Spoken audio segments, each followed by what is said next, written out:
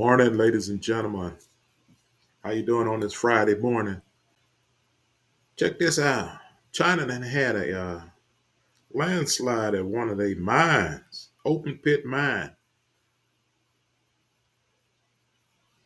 on Thursday, February 23rd, 2023. An open pit mine collapsed in China's northern Inner Mongolia region on Wednesday, killing multiple people and leaving dozens more missing.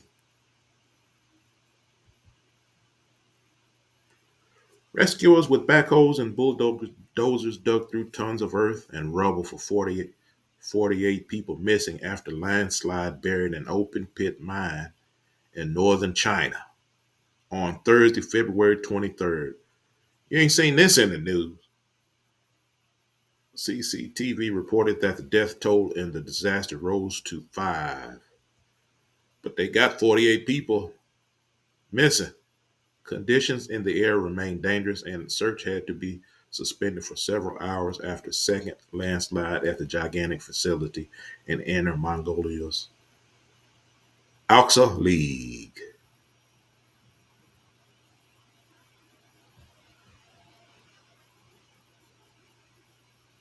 The initial cave-in of one of the pit's walls struck at around 1 p.m. Wednesday, burying people in mining trucks below in tons of rock and sand. It was followed about 5 hours later by the additional landslide, forcing the work suspension. The official Xinhua news agency said about 900 rescuers with heavy equipment were on the scene and they had resumed the search by Thursday morning. Chinese President Xi Jinping called for all-out efforts to get them people out of there. The company running the mine, Inner Mongolia Jinko Industry, was fined last year for multiple safety violations ranging from insecure routes into and out of the pit to unsafe storage of volatile materials and lack of training for its safety staff, according to news website The Paper. Xi Jinping, you need to get on it. You need to get on them. Inner Mongolia is the key region for mining coal and various minerals and rare earths, with which critics say have ravaged the region's landscape of mountains, grassy steppes, and deserts.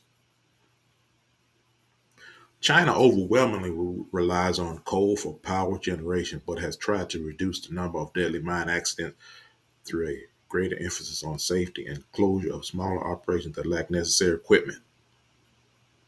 The cause of the accident remains under investigation.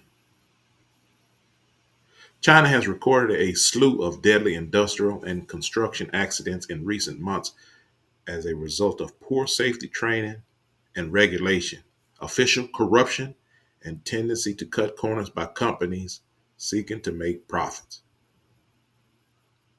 Tell me it ain't so, Xi Jinping. Despite those high profile incidents, the overall number of industrial accidents fell by 27% in 2022, when much of China's economy was shut down under the zero COVID policy over the previous year. The Ministry of Emergency Management announced last month the number of deaths in such accidents also fell 23.6%.